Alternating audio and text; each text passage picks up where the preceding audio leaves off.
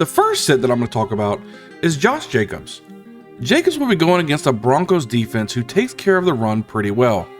Last week they bottled up a good running game for the 49ers and held to just 88 yards rushing as a team. Jacobs is someone who has really been involved in this offense, but this week against the Broncos, I'm looking elsewhere. Sit Jacobs in week 4. The next sit's going to be J.K. Dobbins. Not only is Dobbins slowly working back to a full workload, but he also gets a matchup against the angry Bills team. You put those two things together, that spells disaster for Dobbins in week 4. Keep him on your bench until he can prove he has that consistency. Until then, just use that wait and see approach with Dobbins. My last sit would be A.J. Dillon. Dillon has taken on a Patriots team who is surprisingly good at stopping the run. The only player to actually rush over 100 yards so far this season on this defense was quarterback Lamar Jackson. No running backs, just the quarterback Lamar Jackson. The Patriots may not have a great team, but they do have a solid run defense, and this week, I would place Dillon on the bench and look elsewhere for production. The first start at running back in week 4 that I'm going to talk about is Naji Harris. Harris gets to take an opportunistic Jets defense in week 4.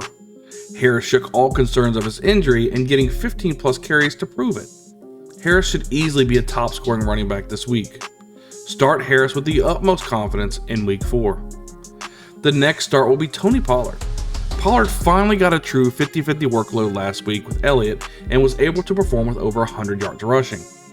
If Elliott ever went down with an injury, Pollard would easily be a top 5 or top 10 back. He has that much talent. Even at a 50-50 workload, Pollard has at least a flex play for you. Get Pollard in your lineups in week 4.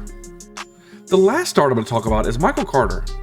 Carter is holding on to his role even without that highly touted running back Breece Hall coming into town. Carter is involved in this offense, not only on the ground, but through the air as well. Carter may not be that sexy pick, but he is someone that you could put in your lineup week in and week out and get some production for, and he might even help you get some wins. Now to the Bengal Tiger Start of the week. The Bengal Tiger Start of the week is going to be Jamal Williams. Swift should miss this week.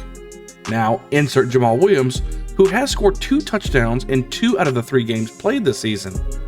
This week, Williams goes up against the Seahawks, who shouldn't be able to stop Williams. Look for Williams to run early and often all game long. The production that you're going to see from him this week easily makes him my Bengals Tiger Start of the week.